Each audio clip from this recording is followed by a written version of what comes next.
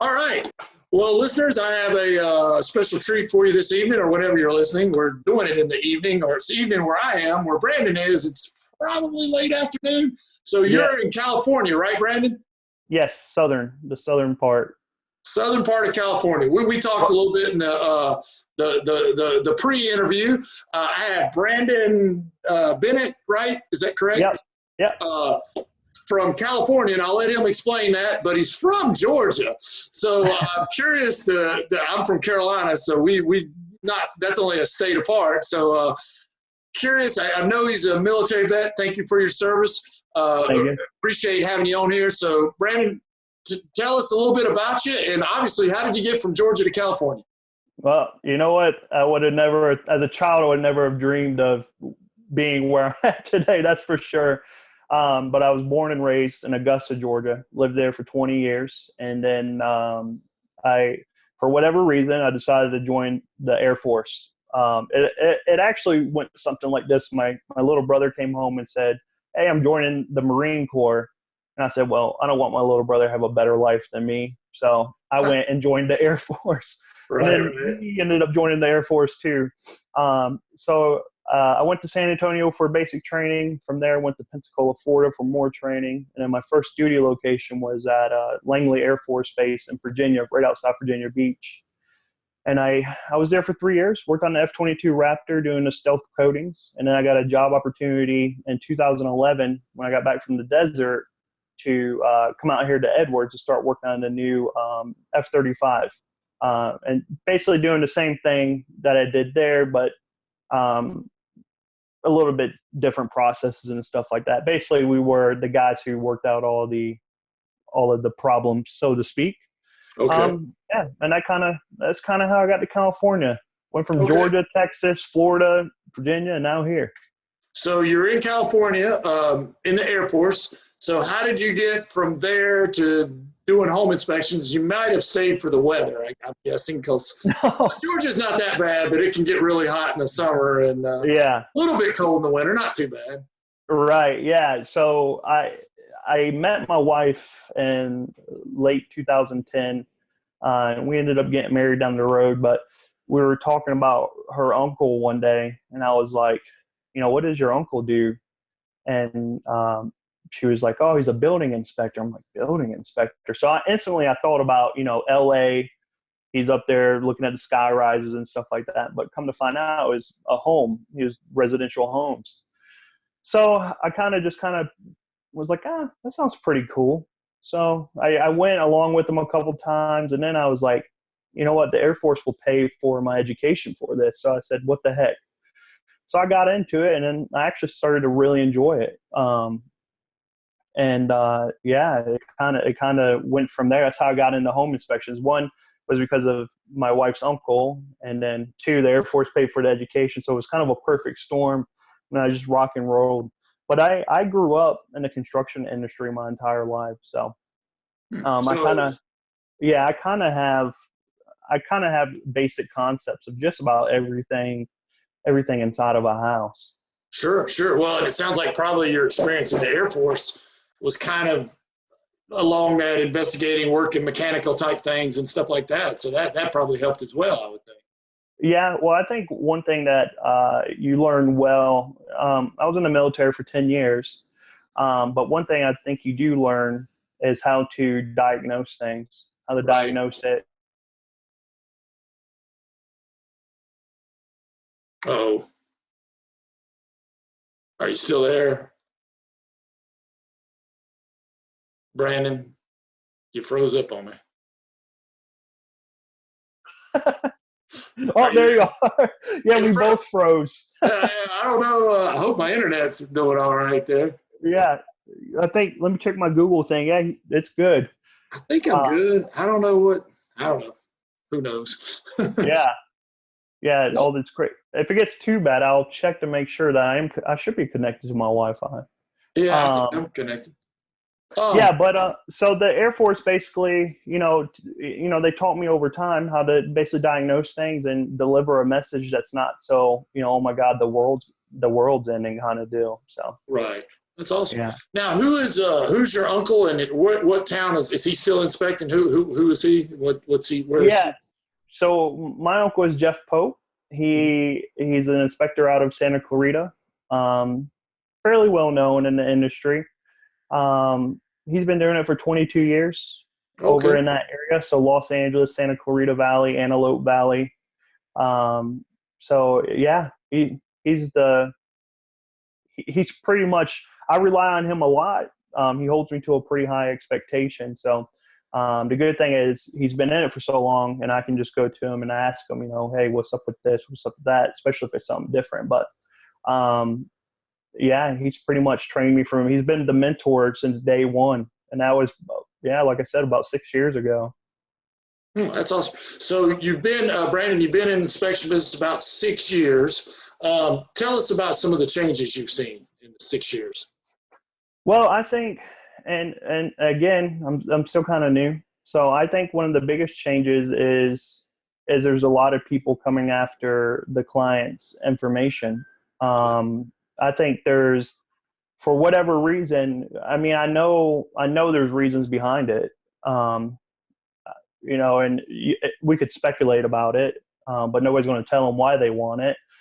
But I think that's the biggest thing is I think that people know that we're a source to come in and get that information, to populate that information. And it makes it kind of easy. I mean, we kind of do the dirty, the dirty work, so to speak, for some of the vendors. We're the ones who get out there, sweat, and we punch the stuff into computers and they take it and run with it. So I think that's one of the biggest things that I've seen is that there's a strong push to gather client information and leads, and not necessarily like the lead program, but what is it, inspecthomes.com thing? Oh, aren't you behind that? You yeah, and me and Dave, yeah. inspectedhouses.com. Yeah, so like not necessarily like leads like that, but like leads selling things off to other companies, and those companies calling the clients, and then all that. To me it's just crazy how all that went down. I mean, you have companies like ISN. It seems like they took a hit when they decided to merge with Porch, or buy parts of Porch, whatever they did. It didn't seem to sit well with most in the industry. So I think that's a big change. Yeah, and they say, I'm like you, I kind of speculate on, I know leads are worth money. Like, when something needs, obviously contractors pay for leads, roofers pay for roofing leads. And, it's I don't pay for home inspection leads. Although I hope it never gets to that. If you notice, it seems like if you look on the organic search now, it's like Home Advisor, Angie's List. They're starting to dominate that. Where the old days, they said, hey, man, if you do videos and you write articles, you'll be up at the top of the search engine. And now you do all that stuff, but you're getting beat out by Angie's List and all these other ones. And yeah, well, because they have more money than the average inspector. These guys are operating off of $1 million, where we're operating off a couple hundred, maybe $100,000, $200,000 a year, small time inspectors. So maybe less than that. I don't know. It kind of makes me mad, but I don't know what you do, but just trying to create leads. Well, go ahead.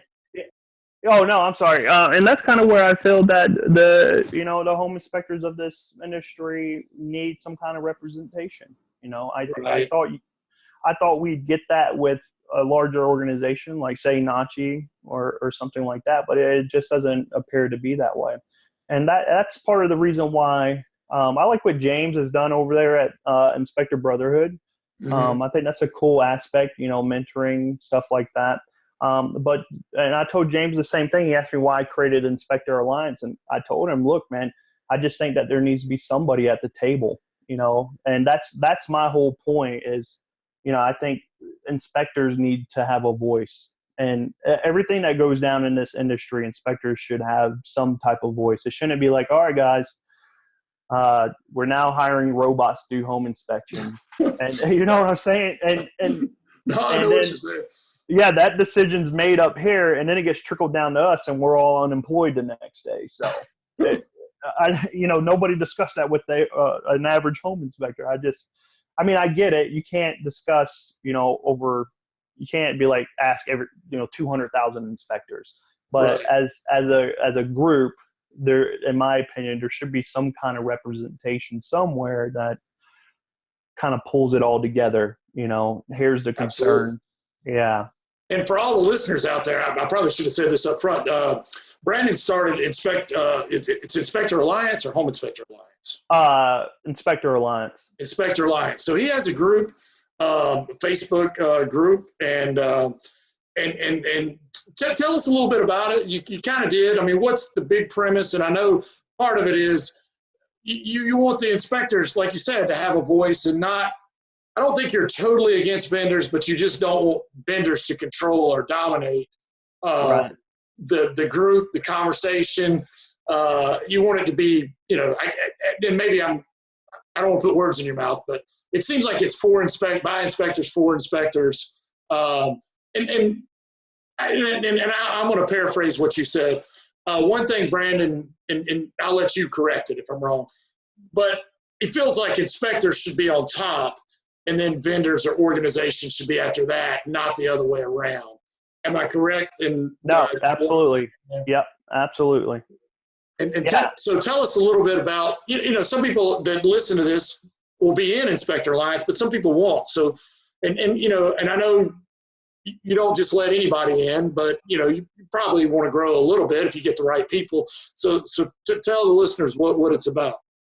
Yeah, so the whole point behind the alliance was to, when you mention the word alliance, it's pretty strong.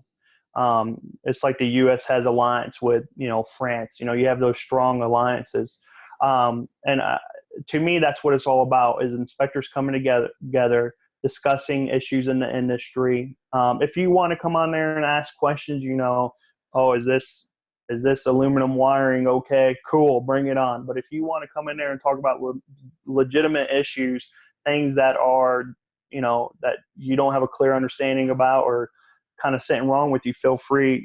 That's why I created the pages for inspectors come in there and voice their opinion. And there's going to be nobody to come to me and say, hey, we need to take that down because it offends X, Y, and Z corporation over there who's a vendor. Because I will instantly say I don't care. You do not scare me. Nobody scares me at all. There's one thing that scares me, and that's snakes. I'm terrified of snakes. But there's not one. Yeah, I mean, my wife scares me when she gets mad, but I think that goes for all of us men. Yeah. But that's something that I've noticed in some of the groups is somebody will say something and a vendor will get on there and the vendor will basically make whatever negative was said, make it disappear. Or it turns into kind of a harassment thing where you're getting multiple messages. And again, that's why I made the alliance, because I want inspectors to be able to come on there and give their honest opinion about something. If something sucks, it sucks. Right. There's no other way around it. I mean, but I don't think somebody should come on there and be like, hey, dude, this dude said this sucks. I don't like that. It doesn't sit well with me. Get rid of it, or this is going to happen. I just, to me, it's uncalled for. It's totally uncalled for. I agree, because somebody's making some money somewhere, and yeah, and it should be, if, like you said, if the product's good or whatever, it stands on its own. But nobody should be strong-arming somebody to not tell the truth, Yeah, and I agree with that 100%. And the way, I will use this as an example. I got into a conversation with the alarm company guy, and he was basically trying to sell me on his product. And I'm like, look, dude, my job is to look out for the best interests of my client. I get you want me to offer your products and you're going to pay me. But in my opinion, telling my client to invest in, say, Simple Safe. I'm not paid by Simple Safe. I don't even have their products in my house. But say they're a better buy in the long run. I'm going to tell my clients, in my opinion, that's a better buy than pushing on this alarm company onto them, which is going to just make money off of them completely at the end of the day. So I just really want the page to be somewhere where inspectors can come and talk. There's going to be no real censorship. I mean, we're going to have to keep it professional because I want it to be a professional page.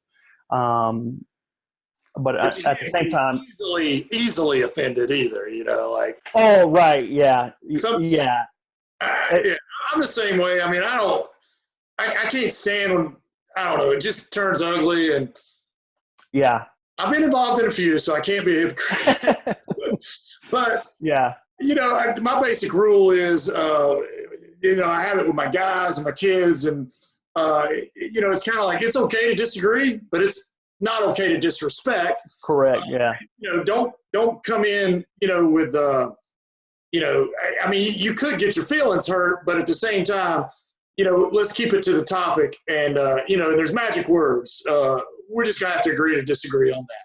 That's right. Yeah. Yeah, totally. And a prime example of something like that was the other day on the Alliance.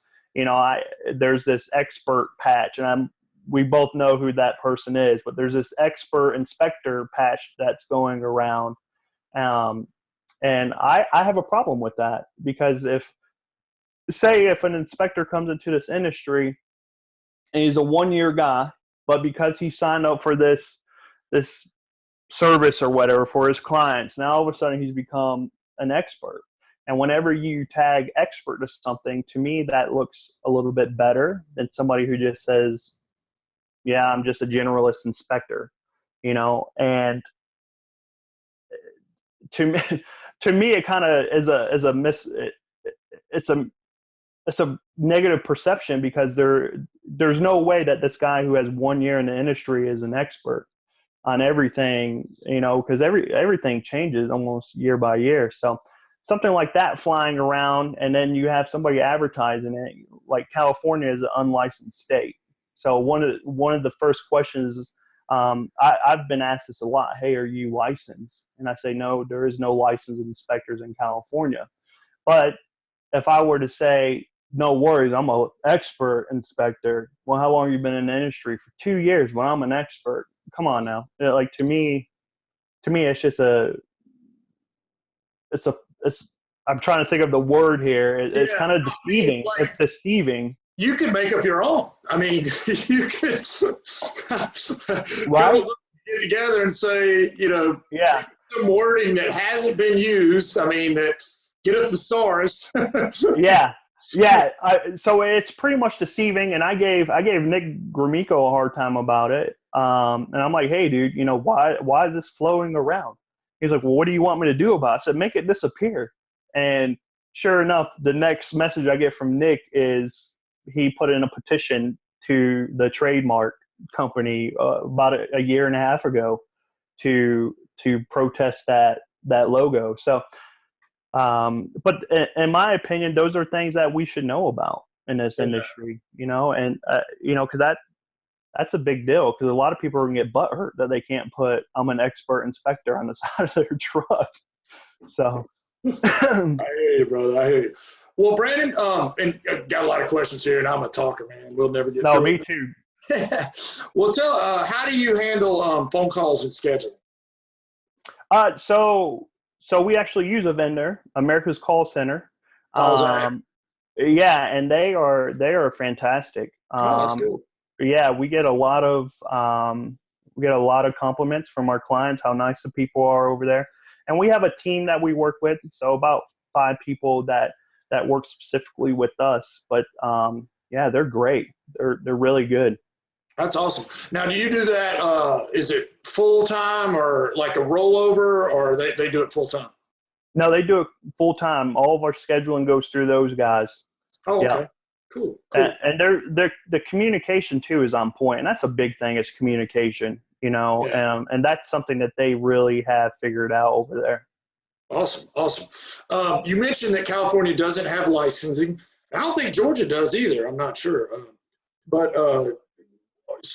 And I notice sometimes in states that don't have licensing, it's like the association becomes a bigger deal or something like that, where I mean, North Carolina, we got licensing. I mean, some realtors know what it is, some don't. I mean, Right. what are you a member of any associations or benefits or anything like that, or what do you do for training and that keep the saw sharp, I guess? Yeah, so I'm a member of Internachi. And then as far as like training and stuff like that go, you know, I do the training that they want you to do on there. But when I'm not inspecting, I'm usually with my uncle, and I do that to go learn. And the cool thing about, I mean, he's real proficient in what he does. Right. And he's really good at what he does. But the cool part about it is he's taken his time to show me different things. And I'll take that back. He doesn't necessarily show me. He'll let me look at it and say, what's the issue? You know, Right. and that's kind of how I learn, you know, and if I get it wrong, he shows me, you know, what's wrong. So that's what I like to do. And then when I have questions, you know, I can just go straight to him, and that's kind of how I keep learning. Every day I almost learn something new. So Yeah, pretty cool. You know, it's no secret I have, you know, multiple inspectors, and every once in a while, you know, we miss something or we don't miss something, but, you know, they think you missed something, you know, whatever. And you have to write a check, you know, and I tell people, you know, I tell my guys, I'm like, you know how they tenderize meat, right? I mean how they season meat. They beat it with a pointy hammer, and then they rub salt in it. I said, that's pretty much the way you season a home inspector too. Yeah. You get beat up on a bunch of stuff, and then you get salt put in the wounds. Yeah, it's funny that you said that, because I was talking to a client the other day, and I was in the backyard looking at some, and he comes back there and he goes, dude, how do you do it? I said, what do you mean? He goes, how do you know all this stuff? I said, you don't even want to know. I said, I can barely remember my birth date, but I can remember all this other stuff about all these different components in your house. So I think the expectation is a home inspector is going to come in and find everything that's wrong with the house. Right. And, you know, people make mistakes. People get sidetracked. It's not, you know, I tell my clients all the time, I'm going to give you my best effort here. You know, I'm going to try to do the best job I can. I'm not going to intentionally be like, screw that, you know? So I think that's kind of what it kind of comes down to. Do you walk in restaurants and stuff and you're like looking up at the stain? You're like, I try not to. Like, I won't do any of that stuff. I try. You know, I think y'all got a condensation line issue right up Yeah. No, I know. I see it all the time, but I try just to ignore it. My wife sort of gets mad at me on that sort of stuff. Yeah. Hey, check out this new deck I built. Let's have a party. Well, Brandon, do you have a success quote you could share with us? No. That's one thing I don't have. I just work. That's about it. I don't really, you know, I just have, you know, basic principles, you know, just be a good person, treat others like you want to be treated kind of deal. And, you know, if you're going to do something, do it 100%. Absolutely. Well, you know, going back to what you were saying about how do you know all this stuff, and because I get asked that question too, and I was like, well, I think the biggest thing is you've seen so many, you know, when there's an anomaly, like, right, yeah, you know, that vent, there's no way that's right. I mean, I don't know the exact measurement, but I know that's not right, and I know enough to go look that up, because things under that eave, and that carbon monoxide is gonna, you know, looking for anomalies is a big part of it. And, you know, just something doesn't fit. I mean, it's fun to me. I mean, you know, sometimes going in that crawl space with the snake skins all over the place isn't a lot. Oh, yeah. Screw that. Yeah. But I tell all my guys, I said, basically, when you do a home inspection, it's like a big old haystack, and you got to find the needles. Now, hopefully every home inspector will find the big ones. I don't think every home inspector can find every small one. And I'm sure you could come behind me and find some small ones I didn't find, and I could go behind you. You know, any home inspector can go behind you. But I always say, you know, and I get this in the pre-inspection, if somebody pre-inspects, somebody re-inspects, I said, well, if there was anything big, they both should have found it. But Yeah. the small stuff would vary. I mean, nobody's going to have the exact same list. But, if there are 3 or 4 major things, then both guys should have found that. In my opinion. Yeah. And I think with the small things, it kind of comes down to, it's, like cracks in the wall. I'm not going to write up cracks in the wall, especially here in unless it's a major crack. But here in California, cracks in the stucco, cracks in the wall, that stuff's just going to happen. So, there's some people that will write up every little crack in the house. That's cool. I mean, I think there's bigger fish to fry. I'm with you. I mean, we try to, although if we get a client, we can tell, and sometimes the realtor will tell us, put your white gloves on this one, because if not, they're going to try to get you back. But, the biggest thing, I don't know if you've, Brandon, and I'm getting a little off script here, but that's all right.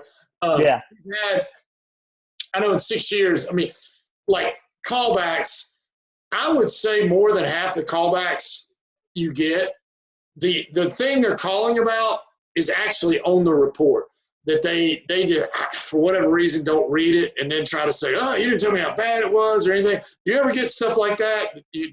Has that happened to you? The most recent one, and it kind of freaked me out a little bit, this was probably 2 months ago, 3 months ago. I was down in LA somewhere, and pretty much every home in LA was built in the 50s, 40s, 60s. They all pretty much have down in the valley area, they all have crawl spaces. So I get to the inspection, and this one had a crawl space. So the first thing I do in all crawl spaces, I go inside, turn on all the water. Yeah. That's just, so you can see the leaks when you go underneath, right? Yep. So that's the very first thing I do. And then I put on my suit, my mask, and I go up underneath there. Well, this was kind of weird, but to me, it was kind of good at the end of the day. The client goes, hey, man, can I go underneath there with you? I said, I don't really recommend it, but I was like, I can't stop you. You're a grown man. If you want to go up underneath there, you can go up underneath there. He's like, well, I'm going to come. So it was pretty educational for him, because he didn't know all the components up underneath there and things that we look at. But one of the things that we really focused on was water damage up underneath this one particular shower. And the water was running, and you could see where they've made repairs, and there were no leaks, thankfully. So we ended inspection on a good note. And then probably around 8 o'clock that night, I get a call from the agent, Brandon. Yeah.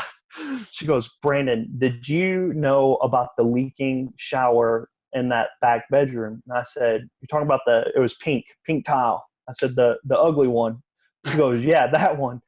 I go, no, it wasn't leaking. She goes, oh, it's definitely leaking. I go, okay, that's weird. I said, because me and I can't remember his name, but we were the buyer, we were up underneath there and there were no leaks. She's like, the termite inspector came and there were leaks. And then it rang in my head and I'm like, oh my God, he did a shower pan test. So he did the shower pan test, and and then, in our contracts, that's one of the things that we disclaim. We don't, in California, the home inspector and the termite inspector walk two very straight lines. Really at no point can they cross, because if the home inspector crosses into the termite guy's stuff, now you got an unlicensed guy in a licensed profession kind of deal. So we don't necessarily do the shower pan test, and I'm like, oh, thank God. And so I go back and I'm looking at the contract and the verbiage in our report, and it specifically says we don't do the shower pan stuff. So I couldn't remember, and I'm like, oh God. And so it all kind of smoothed over and whatnot. So I would say that was the scary, when she called me and said that the water was pouring out of the shower, and I was like, oh my God. I think I would add an appendix to the report or something, and document our conversation. Yeah. And let the buyer know this, so that later on, if he tries to come back and get you somehow, like, look, I passed on the information. Yeah. And bought the house, you can't get me. You knew about it. You know what I mean? Right. Yeah. Yeah. I mean, that was the time it kind of just like sunk. I always try to do a good job. I've prided myself on that. And for me to have missed something that major was like, a strike on the ego, kind of like, oh, damn, but thankfully it was beyond our scope and hopefully it smoothed itself out. I haven't really followed up on it. We get pretty busy. You know, Brandon, and I hope I'm not coming across like a know-it-all or anything, but something I've learned after years of doing is you'll go through like stages, like, or it's cyclical. There for a while, I feel, and I tell the inspectors this, you'll feel like you don't miss anything for a long time. You feel like you're, you know, just the best inspector in the world. And then all of a sudden you miss something. You're like, holy hell. And it's like, it strikes your confidence. And then like, you go into this, and it always happens in threes. I swear to God, I don't know why. It's always threes. And then, you know, you get to the point where you're like, dude, I'm losing it. And then you'll get back to being, you know, just, I think always continue to study, never get complacent, and, you know, never feel like you know too much and never get down too low. I tell the guys all the time, you know, we'll get testimonials, people telling us we're the greatest inspector in the world, and then you get a complaint. And I was like, you're never as bad as your worst critic, but you're never as good as your best evangelist either. Right, yeah, yeah. Just try to do the best you can. Just try to do the best. And that's kind of when I go into every inspection, that's what I do. Probably one of the most embarrassing things that I missed because I wasn't looking. And one of the things my uncle would always tell me is, well, two things. He would say, don't overlook the obvious. Right. And then you got to see the forest through the trees. And so I went to this house. It was the very first Zinsco panel I did. And, you know, Zinsco's just, they blow up a house, you know. You know, I know. People act, they blow up a house, you know. So I'm looking at it. I'm like, man, this thing is in pretty good shape. So I do the report and stuff, and I go and meet my uncle because I was doing an inspection, and then I met him for the rest of the day to go do some training and learning and stuff like that. He's like, yeah, let me see your report. So he's looking at the report, and he's like, dude, there's no disconnect on that panel. Yeah, dude. I said this was probably about 4 years ago, and you already sent out the report? I did, yeah. And dude, I just met this new agent. So I was sick to my stomach. Like I couldn't believe I missed something so obvious. You know, that's something that everybody knows. And then 2, I just felt like I just ruined the relationship that I just established, not only with that realtor, but with the realtor that referred me to her. So I was just like, oh my God. So the cool thing about it is she gave me another shot. And now we've done, I don't know, within the last 3 years, maybe 15, 20 inspections together now. So yeah. So it, you know, everybody makes mistakes. Obviously I fixed it, you know. I went through and I said, here's my mistake. This is what I did. But I got to let you know this. So, yeah, well, that kind of. The honesty was refreshing. I mean, that's.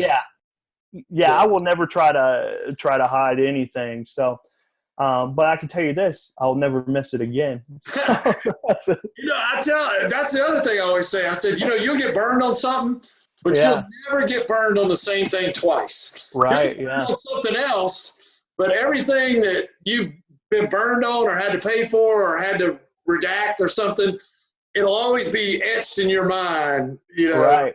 When you see that panel, you're like, oh.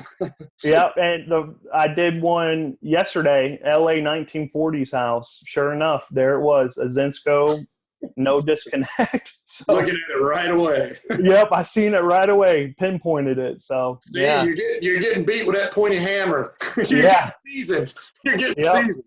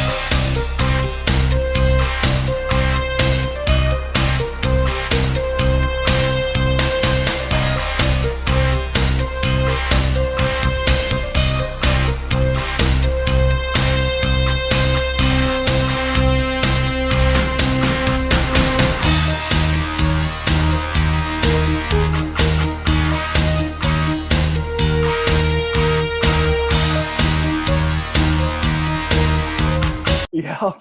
Well, Brandon, let's say that I'm a buyer or a real estate agent in your market. There are other home inspectors in your market. Why should I hire you? Is there something you do that others don't? Well, I think one of the biggest things that we do is we're pretty quick at turning around reports. We typically turn them around within the hour of the completed inspection. Um, and we take a little bit more time at the inspection, but we do the inspection on site. We take our pictures there, we put our notes in there. And I think that's one of the biggest things in our area that kind of sets us apart from the rest. I don't. Do you finish the report there on site? Oh yeah, I won't. I will not leave. I will not leave until it's done. Even if so, what I'll do is sometimes if it's running a little late and I gotta go to my next appointment, what I'll start doing is really looking for the deficiencies in the property. So I'll start and then I'll go back and plug in when I get to my truck after the inspection. I'll get in my truck and I'll plug in all the functional stuff and things like that. But I always complete the inspection before I leave that property, Cool. because I can't. One of my other mentors, he's down in Lake Elsinore, Rico Sandoval, very good guy. Okay. Yeah, Rico. Oh man, Rico is. He's got stories. Oh man. Oh man. What stories you want to talk about? The Mexican ones or no? I'm just kidding. Yeah, Rico. I love Rico. He's a good guy.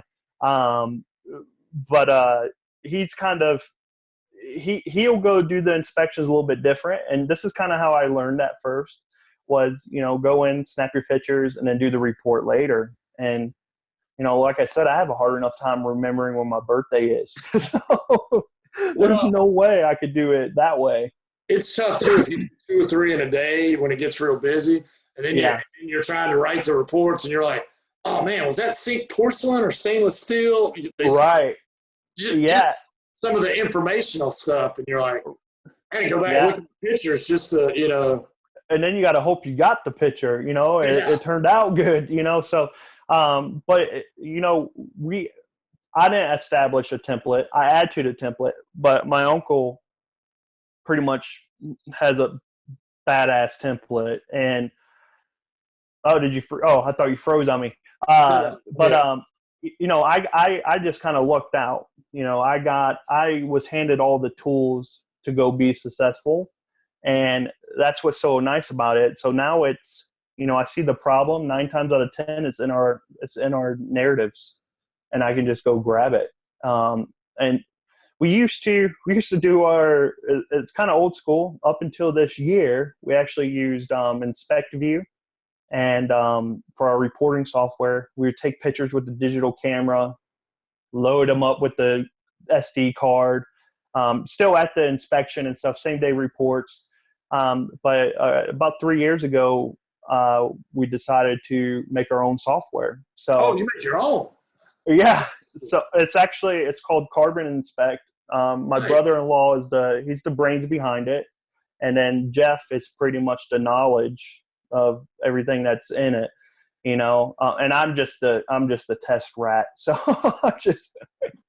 I've been out, we switched over to it about mid-May, and it's really helped us out a lot because now we can use our tablet, our phone, snap the pictures right there. There is no loading up the SD card and searching for the picture that you want. Yeah. And we don't really have to search for narratives anymore. Like scrolling down the screen, we just type in what it starts with and it pops up. So dude, you guys already market that, man. You already sell it. Yeah, well, we're getting there. We're kind of in the phase. If anybody wants to check it out, they can. What's it called again? What do you call it? It's carboninspect.com. Carbon Inspect. Okay. Well, let me make sure I'm telling you the right thing. That I'm not lying to you. Man. That's totally new to me. I'll check that out. That's cool. Yeah, it's either carboninspector.com. Carboninspector.com. It's starting off small right now, but like everyone and everything, your plans are to have it to grow. So it's so far everything's worked out pretty good. Not the first day. The first day that we went out there, me and Jeff were plugging away with it. We had a lot of issues, but we got a lot of those long hours for my brother-in-law, but we got a lot of everything, a lot of the issues corrected, and we're good to go.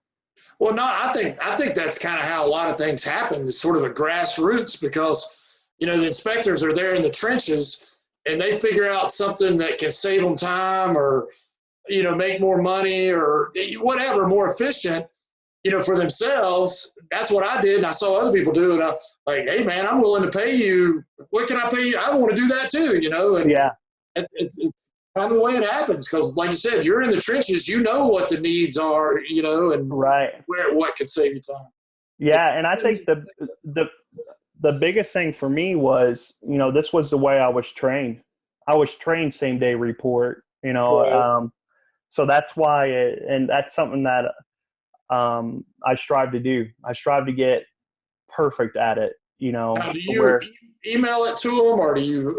How do you get the report to them? Or yeah, so it's all through email, but it's all through Carbon Inspector. It's all through that. We punch in all the information beforehand. We send our contract through it, and then at the end, we pretty much publish the report there. Just click of a button, and it takes care of it. That's cool. Can you use it on like any kind of tablet, or is it Apple, or is it iOS, or? So right now it's iOS and Android compatible. But I believe there's going to be more, I'm sure, but everything's pretty much either iOS or Android something, you know, Yeah. as far as cell phones and tablets go. Awesome. All right. So I'm going to combine these two questions, Brandon, because I found out the home inspectors don't have a whole lot of spare time, especially this time of year. But if you had spare time, what would you do? And tell us something most people don't know about you.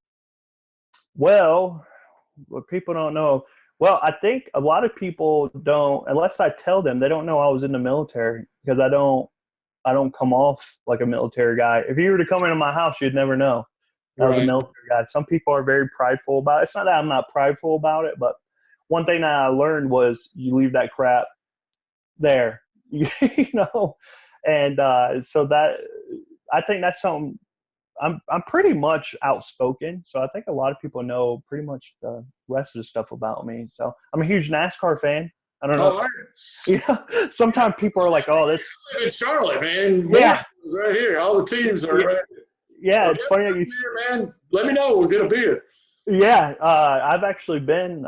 I've been up there. I actually would spend my summers up in Salisbury, North Carolina. Oh, yeah, that's right up the road. Yeah. Yeah, and I have an uncle that lives over there in Concord. So yeah, I've been in that area a lot as a kid and whatnot. But yeah, huge NASCAR guy. And then in my spare time, I just I enjoyed spending time with my kids, my wife, stuff like that. It's pretty important to me, really, that my kids are small now to spend as much time as I can with them. So, how many kids you got, and what are their ages? I got two. I got a boy, son Blake. He's 5. He'll tell you how to live your life, and then I have a 2-year-old daughter that I seen that you have 2 daughters yourself. So I do, yeah. Daughters change a man for the better, I guess. You start finding your sensitive side. It's weird. It's really weird. So, but until they start dating, and then you start finding your crazy side. Yeah, no. My oldest one, she's got this boyfriend. She's like, "Daddy, you're so different when Alex is around." I'm like, "Well, yeah, because I don't want to like him." Yeah, no, I agree. Yeah. I was like, if I ever like him, then at some point I might have to hate him. So yeah, it's easier if I don't like him to begin with. Yeah, that's funny. That's good. Yeah. No, he's actually pretty good, dude. Well, Brandon, as well as I do that if you have enough of inspections, you're going to have an unhappy camper. How do you handle unhappy campers? Do you have a process? What's that look like? That phone call starts off. You did an inspection for me 6 months ago. It's not going to be good. Yeah. I called Jeff. No, I'm just kidding. No, I listen to their concern, Right. I want to know. I'm not one that says, go look at your report and then hang up kind of deal. I will listen to their concern and then we'll go check it out. And then if I have to, I'll point it out to them in the report. Because like you said, to me, it's one or two things. One, we don't do that, like the shower pan test. And then two, we reported on it. You just kind of overlooked it, kind of deal. So that's what I do. I think that's the biggest thing is to listen, let them know that you care, and realizing that I know around here, especially down towards LA, I mean, these houses are going for $700,000-$800,000 easily, you know. I don't And see so anybody affords that, man. I don't either. I have no clue. Like, holy cow. Yeah. They're like, Yeah, I have. deal. This is what it did. It's $300,000 and it's a dump. Yeah. It's a dump. And I'm like, I have no, but I totally, I can come down to their level and be like, I can see why this would frustrate you. You know, you just spent all this money and you don't quite understand something. So yeah, I just kind of listen to their concern and go from there. I try to calm the situation. It's not as big as a deal as you think it is. You know, so. I think a lot of times just listening to them, let them vent. I mean, yeah, you know, and I try to tell my guy, I mean, you know, I'm going to be a hypocrite here for a second, though, because I do get defensive. But that's what we want to do right away is get defensive. But we got to look at it from their side. Like you said, they just spent a bunch of money. In their mind, they paid for an inspection. Now they got a problem. Why? You know? Yeah. And just hear them out. And then, you know, I've always heard, come over to their landscape for a little bit, hear them out, and then you eventually pull them over to your landscape. Right, yeah. Yeah, I mean, if they call and you immediately go to the defense, it's not going to end well, you know. It's really not. So, and the crappy part about it is, I was just talking to someone about this the other day, is when something goes wrong after an inspection, there's only one person anybody's coming after, and that's us. That's the home inspector. Because the agent's going to be like, dude, Brandon should have totally have told you that the paint was pink. Under the bus. Yeah. And we make the least amount of money in the whole transaction, but take on the most liability. We do. The mortgage guy, the real estate agent, everybody makes more money than us, but we take on the most liability. That sucks. And that's what I don't understand when you get that phone call and they're like, hey, how much is it for this inspection? And you say, it's this much. It's $395, for example. Oh, that's too much. Yeah, it's too much. And then, like, I want to say, go ask your realtor what she's making. $9,000. Trust me. You're paying your mortgage guy $1,500. Yeah, trust me. We're a small percentage, but very important part of this process, you know. So, and that's why I don't understand how the guys do, you know, the 199 inspections. You know, how do you? I don't even know how you pay your premiums for your E&O for that. I don't know how they sustain it. I really don't. I really don't. I mean, I could see them doing it for a while, but you pay for a couple of things. I mean, I don't think we charge enough. I know Wally Conway is down in Florida. He says, and I agree with this, he says it should be at least like a mortgage payment. Yeah. You know, it should be at least one mortgage payment. It's the biggest investment of your life. I mean. Yeah. I mean, and like you said, we're taking on a tremendous amount of liability. It's a lot, you know. Oh, man. For $300, $400, and we're taking on the most liability. Yeah. Yep. Well, Brandon, tell us about a time when you failed. Take us there, and what'd you learn from it? That miss main breaker. That's a good one. That was, let's just say, you know, if I miss something, that's okay. You know, it's not the death, the nail in the coffin, so to speak, but I always look at something like that as a learning experience. Sure. And I try not to I beat myself up about it a lot, but I try to learn from it and not make that same mistake again. So absolutely. Yeah. Absolutely. Well, Brandon, on the other end of the spectrum, have you had a moment in your business where you're like, wow, came a long way? Have you had that moment yet? Yeah. From I would just say from the very first time I did an inspection, Rico sent them my way. Mm-hmm. I did the inspection for her. I was scared, you know. I wouldn't say I was scared, I was really nervous, anxious. This is the first time I'm gonna get paid for this kind of deal. Right. Um, to now, it's the confidence is, I feel real confident in the work I do and whatnot. So I want to say I've felt that way since probably about 2 years ago. I haven't been in it that long, so about 2 years ago is when I really started feeling like, all right, I can grab the bull by the horns and move this sucker. So uh, yeah, that's kind of my moment, I guess, just from Yeah, the no, first that's good, first man. yeah, It's from the first good. day to now. And it's good. I had that moment, kind of the same thing, when I realized, I'm working for myself. I'm completely Right. sustaining myself, my family. I'm not working for anybody else. I'm working for myself. Although sometimes Yeah. I wish I was working for somebody else, but Yeah. Yeah. it'd be a No, lot easier. yeah, that's I mean, that's another good one. Yeah. Yeah. Cool. We got a couple more questions. I won't hold you up. No, you're good. Uh, we talked a little bit about some of the changes you've seen, and I know you don't have a crystal ball, but obviously you've been around. You're a pretty smart guy. Uh, How do you think, if you had to guess, 5 years from now, 10 years from now, how do you think home inspection industry, home inspections might change in the future? Well, I think with with the amount of vendors that are latching on to home inspectors, I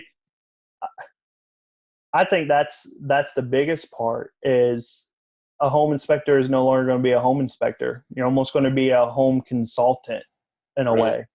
Here, check out my brochures for this warranty company, for AT&T, for this, and to me, the crappy part is you're paying every single one of those vendors something of whatever you're getting from the home inspection. So I think that's the biggest thing. I feel like we're not right now, but I think if things keep going the way that they are with the vendors um, latching on to inspectors and whatnot, I can definitely see it moving from home inspection industry to something like a home consultant thing. Like you just kind of go in and this is what's wrong, but here you go. Here's this in case this happens, and you'll be okay, kind of deal. So um, I think, yeah, that's kind of what I kind of envision, and to me that kind of spooks me a little bit. Yeah. Especially when this is how we make our money. It kind of spooks me a little bit. So, like I said, I'm not completely against vendors. I think they're a great tool for some people, um, but I don't think they should have as big as an impact as they do. And Right. Right. it's going to be hard to change that opinion. If somebody wants to send me some money to change the opinion, I'll be down for that. So, somewhere with like $2 million attached to it. So, maybe I'll tell them I'd change my opinion. I hear you. We touched on this a little bit. So, Brandon, have you ever been thrown under the bus by a contractor? Have you ever got that phone call? Yeah, my contractor said that home inspector should have saw this. Yeah. No, I haven't. How do you handle that? What's your advice? I don't think we could ever stop it. But, yeah. I haven't had that yet. Oh, you will. You will. I promise you will. Yeah. Oh, I know it's coming. But I was thrown up underneath the bus yesterday at that 1940 property when I said that there needed to be a smoke detector, which I don't understand why people argue these things, because to me it's, even if I'm wrong or you're wrong, it's still pretty damn important little device, but this was wrong in this case, and there was no smoke detector outside of the bedrooms in the hallway. I said there needs to be a smoke detector there, and the agent immediately goes, no, this place was retrofitted and they said it didn't need to be there. They put it in the bedroom. I said, well, just think of it this way. I said, if you close those doors, what's going to tell you that there's a fire on the outside of those doors? He's like, I don't know. He's like, but the retrofitter said one doesn't have to be there. I'm like, well, I said, I'm putting in my report that there's not one there and it needs to be there. I said, you can take that up with somebody else. And then I turned to the client and said, hey, even if he comes back and says Brandon was lying, I said, just think about that. If those doors are closed, how are you going to know there's a fire out here? You're not. You're really not until it's too late, you know? So, and to me, that's the logic, you know, and simple things like that. You just got to think about that. But it's sometimes embarrassing too, because like you're trying to go over to report, and this was the seller's agent, and he just jumps on you like that. It's like, damn, you know, like relax. Yeah. Well, you know, and I tell my guys too, I was like, you can always put something that you think could be a good idea, you know, like something like that. And, you know, I've seen a bunch of people have those pictures of the windows, you know, when you got a window upstairs, but it's real low. Obviously, a kid could fall through that and right to his death or something. And ordinances are okay, or a certain type of glass. I don't know. I'm writing it up. I don't care. I'm writing it up because I've had kids and they roughhouse, or if I got that window, I just think that's a danger. I don't care what it says. So I might say, you know, I see potential danger there. You know, if you have small children, you want to think about, I don't know, something. So something we do in our reports is we kind of separate stuff like that from, say, the items that need to be serviced. So the defects. For example, one of our narratives for stairs, which stairs can be dangerous for the elderly and children and whatnot. So, in one of our things, we basically say we recommend taking precautions and safeguarding the stairs kind of deal. So instead of putting that as a defect, what we do is we just recommend safety upgrade, you know, and it's something we tell her at the end of the report, or at the end of the inspection. We go over the things that need to be serviced, but we always tell them, read the entire report. There's a lot of good information in there, like the stair situation. And if you have questions, give us a call and we'll happily go over it with you. And I think that's the biggest thing, is not everything that you find is a defect. You just have to know how to put it in there to where it's something that gets noticed, I guess, so to say. So, and I think that's something that we do a really good job at, is we kind of split all that stuff up into different categories. So. Awesome. Well, this next question is tailor-made for you, Brandon. Because you're a brave soul, and you started a group, and I like what you're doing. I'm glad something like that needed to happen. That's sort of why I did a podcast. I was like, man, I wish it was a home inspection podcast. Yeah, no, I didn't even know it existed until you posted about it. I was like, oh, that's pretty cool. Yeah. And I was like, well, I got to make one then. Yeah. But we've touched on this a bunch of times, but I'll just let you, because you have Home Inspector Alliance. I'm bothered sometimes by what I see on forums.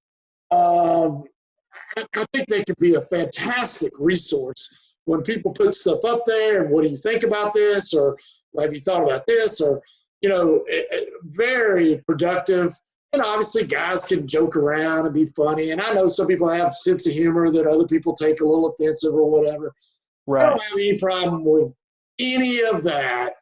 But when people basically almost call each other idiots, or what are you doing? You have no right. Then to me, you know, I don't know how you draw that line, but, you know, it's kind of like that. I don't know where the line is, but I know when something's over that line. Right. Yeah. What's your thoughts on that? I mean, you know, I know it's like, how do you keep it professional? But at the same time, you can't curse, or you can't do this. I mean, to me, it's just, you just don't attack anybody, or, you know, destroy somebody. I mean, I don't mind cursing. I don't mind humor that's a little, you know, some people have that type of humor. They're just being funny. But you know, I do mind, to me, you know, when it's an attack or disrespectful, it means to be disrespectful. It's not even being funny. What's your thoughts? Yeah, so that's something that I'm big on. I grew up on respect, and, you know, I've kind of always said, you know, you got to give respect to get the respect. Right. So I always give that person the benefit of a doubt, kind of deal. But I think if their whole intention is just to disrespect me, I'm just not going to deal with it, and I'm going to state that I'm going to tell them, I'm not going to deal with this. You're not going to talk to me like this, like I'm the doormat you can walk on. So I think that's how I would dress it. And I just would never, I would just disassociate myself with that person completely, because you've kind of already painted an image of what you are and who you are. Right. Kind of do. And like you said, sometimes there are times where, sometimes you might have, to me, like, I think the F word is a fantastic word. I know you've probably heard this a lot, but if you use it in the right, you can get a message across, real quick using that word. It seems like. I'm a big Gary Vaynerchuk fan, and he drops every. Yeah. Wife is not a fan of F-bombs, so. Yeah. But that's my biggest thing, and that's something that I want the alliance to be. If first and foremost, everybody just respect each other. Yeah. I think it's the intent of what, if somebody's just being funny. Yeah. That's one, but there are some people, no, they're not being funny. They're trying to drive a stake to the heart. You know what I mean? Yeah. If you're trying to be a dick, so to speak, just get off the computer and go somewhere else. Just people don't have time for that crap. You don't. If you want to be an a-hole, go put your head in a corner and talk to yourself. I don't know, but yeah, I totally. That's kind of how I was raised. You give respect to get respect, and that's kind of how people that don't know you will paint a picture of you quick. Right. And it's kind of, and I think that's where that reputation and stuff like that starts to come and stuff like that. So that's something that me and my brothers have always done. And that's something I'll continue to do with anything and everything. So yeah, I would basically just do away with the person. Yeah. Whatever. Well, I don't got time for it. And you don't want it to go so far the other way, like, this PC world that we live in. It's like, right. You can't even tell a joke without somebody right. Yeah. So, I mean. I told somebody the other day, hopefully this doesn't get anybody in trouble, but a lot of people have this perception of the Air Force just being these guys that are like faxing papers and stuff like that. Now granted, there's guys that do that, but they all are doing something for something bigger. Right. But I was in the maintenance world, which is 12 hours a day, 12 or more hours a day. Yeah. So I grew up in that world. But the humor there, if any normal person would have walked in there, it would have been game over for every single one of us. And that's, when you're doing stuff like that, you got to have that at some level. It's a break. You got to have that. And I think you can tell the difference between that when somebody's just playing around and if somebody's just being an a-hole. I think you can. It's all in the intent, I think. Yeah, definitely. Well, Brandon, we're winding down here. What now? Remember, this is a G-rated show. Speaking of that, what is the wildest, weirdest, or craziest thing you've ever found on a home inspection? So I was thinking about this because I haven't come up on to anything yet, and I've seen some of the pictures out there of some of the guys finding crazy stuff. My guys, man, they text me pictures all the time. It's really? Like, toys, if you know what I mean. I haven't come up on that yet.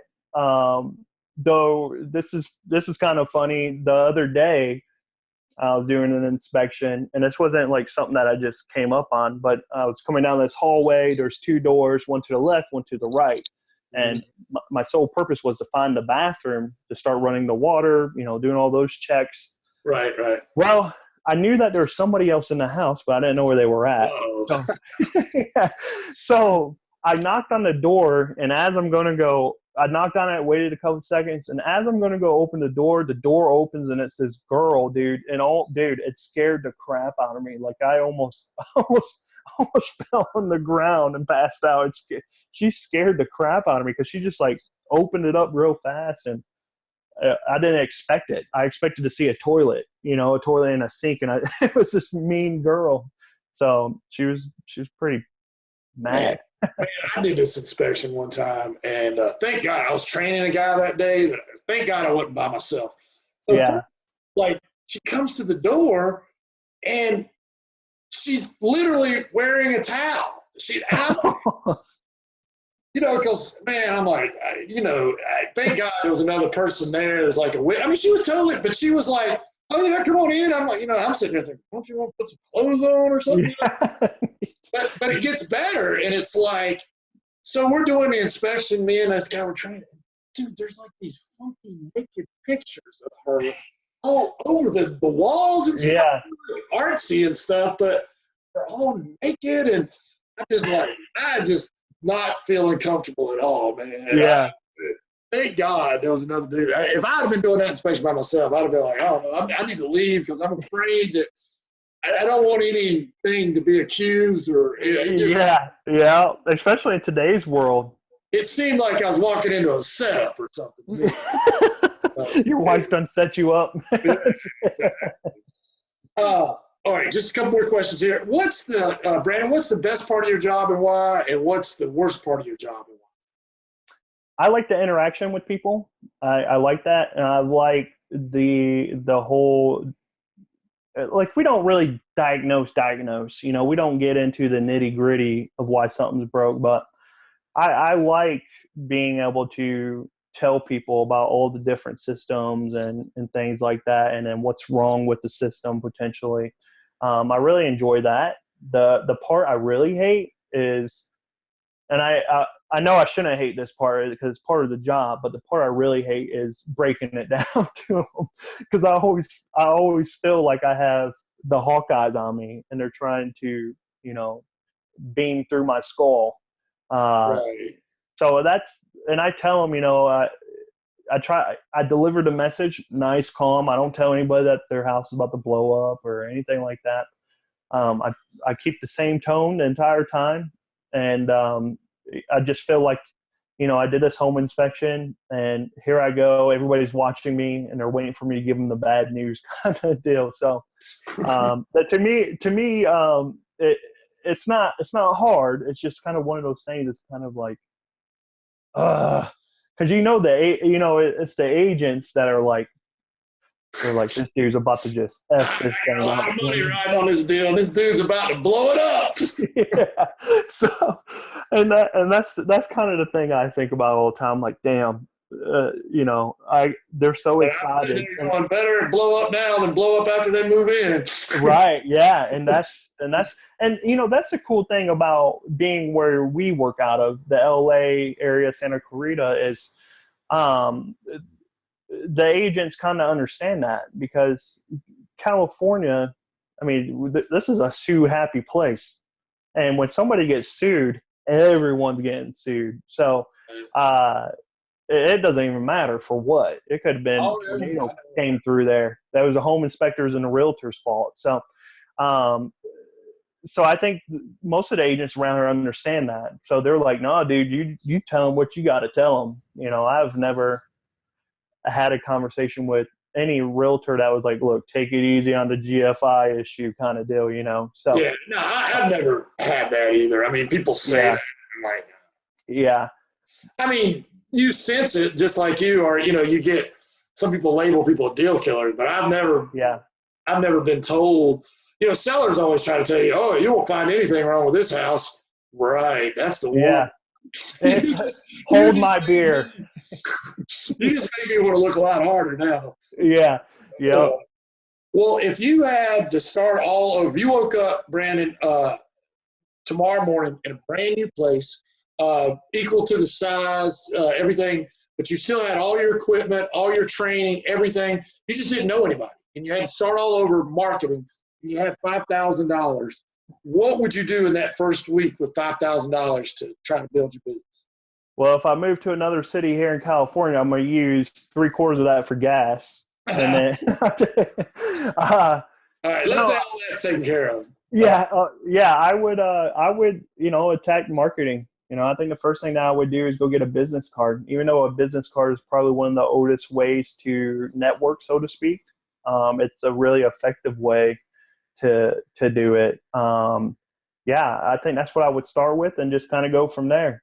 Go like to offices and stuff, or Yeah. okay. Yeah. Cool. Is there anything that I should have asked you that I didn't? Nope. Pretty Anything? good conversation. Oh no, it's been fun. Anything you want to ask me? Yeah. I mean, how many inspectors do you have, and how long?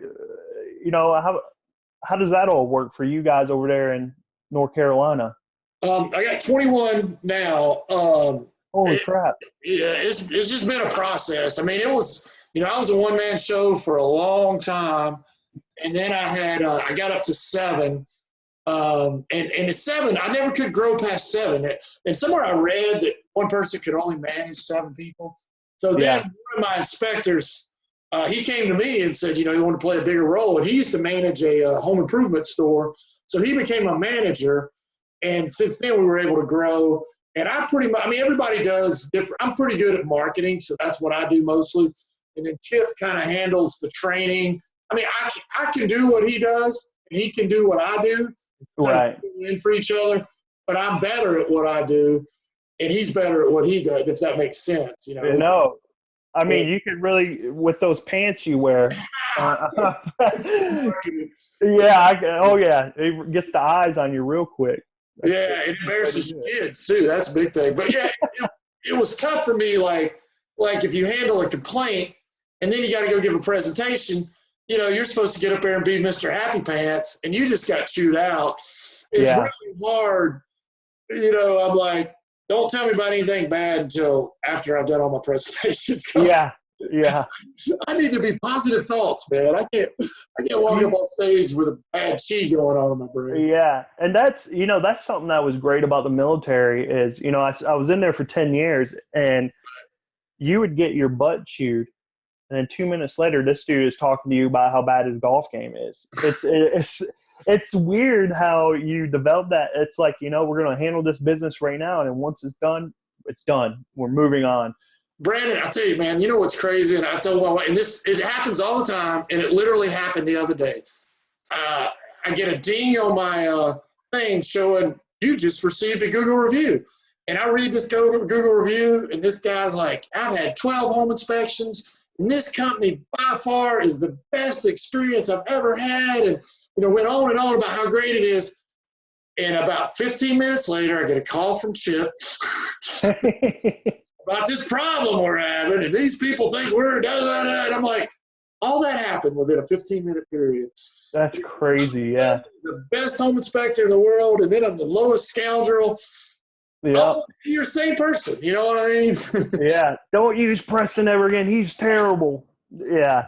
It'll happen. So, like I said, I mean, not to sound bad, I mean, you're never as bad as your worst critic, but you're probably not quite as good as your best evangelist. Just remember, you're probably better than you think, but don't ever think you're too good.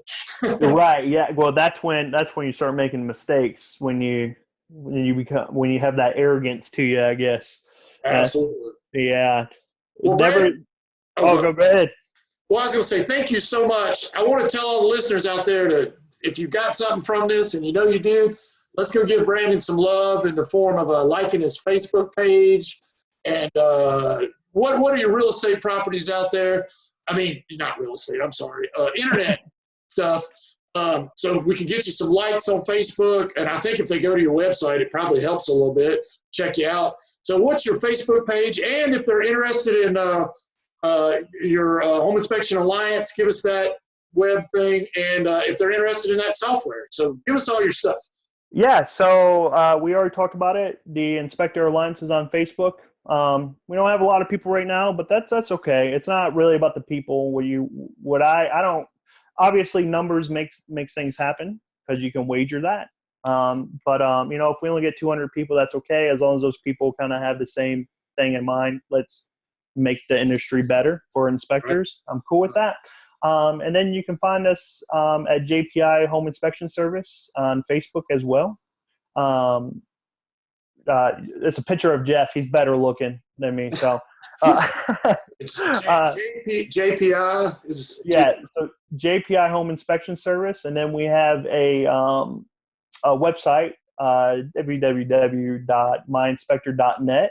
But there will be some changes, I believe, coming to that later on down the road. So, and then we're in this whole inspection software thing. Carboninspector.com is the website, and I think it may be more, but I think you get 3 inspections for free or something like that. It's really cool. There's still some things we got to work out, but we're getting there. We're making tremendous progress. It's going to be an awesome product, I think, and for inspectors to use, but it's only iOS and Android based at the moment. So, well, that's the majority of them. I didn't really know anything else. Yeah. Well, and I say that you can Windows. also, yeah, you can also log on to your account online as well and manage your templates and all that great stuff on there too. But as far as inspections goes, it's solely on iOS, Android at the moment. Awesome. Well, let me recap here. Go to Home Inspector Alliance. Check out that group. Your inspection software is Carbon Copy. Is that what Carbon Inspector? Carbon Inspector. Yeah. And your web page and Facebook page, go give him some likes. JPI. Is that right? JPI. Yep. Inspections. Awesome. Yep. Well, Brandon, thank you so much, brother. I appreciate all this, and I'm sure all the listeners appreciate it too. Oh, and if they wanted to get in touch with you, is there an email they could email you? They want to find out? So my email, my partner's in here. What's up, brother? So they can email me at brandontheinspector.com. That's brandontheinspector.com. Or Brandon at brandontheinspector.com. I'm sorry. Awesome. All right, Brandon. Let me hit the